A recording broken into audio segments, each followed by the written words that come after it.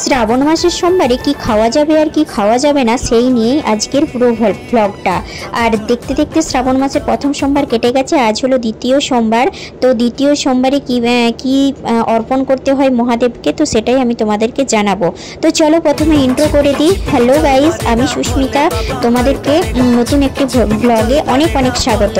আর পুরো ভ্লগটা দেখতে থাকো, তাহলে বুঝতে পারবে সব কিছু।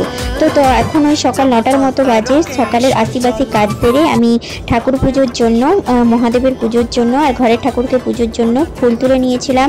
তারপর এই ফুল বেলপাতা আর কলা দিয়ে পুজো দেবো, তো সেটাই আমি ধুয়ে নিচ্ছিলাম। তারপর এখানে সন্ধ্যের প্রদীপে সলতে বানিয়ে তেল দিচ্ছিলাম আর এটাকে জ্বালাবো। আর এখন ধূপ দিয়ে ঠাকুরকে জাগাবো।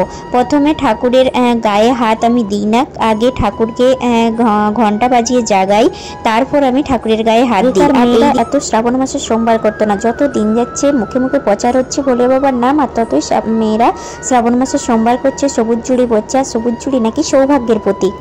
এইদিকে আজকে আমি গোপালকে স্নানও করাবো, তার জন্য তো এখানে গোপালকে ভালো করে গোপালের গায়ে সারা গায়ে ঘি মাখিয়ে দিলাম আর জলটাতে চন্দন দিয়ে দিলাম আর ফুল দিয়ে দিয়েছিলাম। তো এটাতে চলো আমি গোপালের মাথায় জল ঢেলে দিলাম, হরে কৃষ্ণা। আর এইদিকে গোপালকে গা মুছিয়ে গোপালকে নতুন ড্রেস পরিয়ে দিলাম। চলো এবারে গোপালকে গোপালের জায়গায় রেখে দিই। আর চলো ঠাকুরকে এবার চন্দন পরিয়ে দিই। সব ঠাকুরকে চন্দন পরিয়ে দিয়েছি। আর লক্ষ্মী মা সরস্বতী মা ছিল, তাদেরকে আমি সিঁদুর দিয়ে দিয়েছি। আর এইদিকে আমি লক্ষ্মী মায়ের ঘটে জল দিয়ে দিলাম। আচ্ছা তোমরাই বলো তো, বৃহস্পতিবারে তো লক্ষ্মীর ঘটে জল দেওয়া হয়, বাকি দিনগুলোও কি দেওয়া যাবে? তো আমাদের শ্বশুর বাড়িতে বলে দেওয়া যাবে। তো এইদিকে ভোলে বাবার মন্দির যাব, তার জন্য এখানে পঞ্চামৃত তৈরি করছিলাম, দুধ, দই, ঘি, মধু, চিনি দিয়ে। আর এটা নিয়ে আমি এখন যাব। আর দ্বিতীয় সোমবারে নাকি সাদা তিল অর্পণ করতে হয় মহাদেবকে। তো এইদিকে আমি চাল আর সাদা তিল নিয়ে নিয়েছিলাম। আর এইদিকে আমাদের এখানে মন্দিরে ঘিয়ের প্রদীপ জ্বালাই, তো সেটাই আমি তৈরি করছিলাম। আর এইদিকে দেখো চাল আর তিল রেডি, ফুল টুল নিয়ে নিয়েছি। আমি, মা আর শ্যাম তিনজনে মিলে এখন ভোলে বাবার মন্দিরে চলে এসেছি। চলো সামনেই দেখতে পাবে কলা গাছ। আর এখানে আমি ঘিয়ের প্রদীপগুলো জ্বালিয়ে রেখে দিয়েছিলাম। আর আমার ওইদিকে জল ঢালা হয়ে গেছে, আর মা এইদিকে জল ঢালবে। আর শ্যাম দেখো এইদিকে প্রদীপটা জ্বালিয়ে দিচ্ছিল, তারপর আমি ওইদিকে দিয়ে দিচ্ছিলাম। আর এইদিকে মা জল ঢালে দিচ্ছিল। এবার বলি তোমাদেরকে যে কি খাওয়া যাবে কি খাওয়া যাবে না। তো যদি কেউ নির্জলা উপোস করো তাহলে সে নির্জলা উপোস করতে পারো। আবার কেউ সাবুদানা খায়, ফলমূল খেয়ে কাটায়।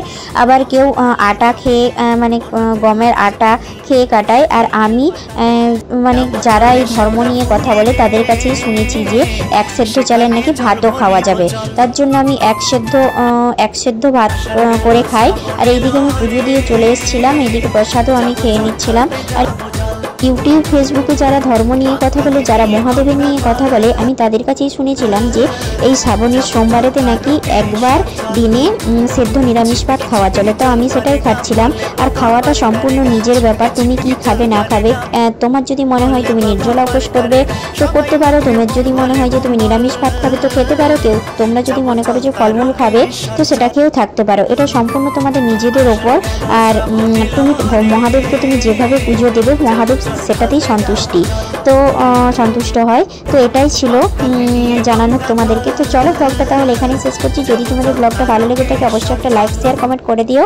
দেখা হচ্ছে খুব তাড়াতাড়ি নতুন একটা ভিডিওতে। ততক্ষণের জন্য টাটা। সবাই একবার বলো হর হর মহাদেব।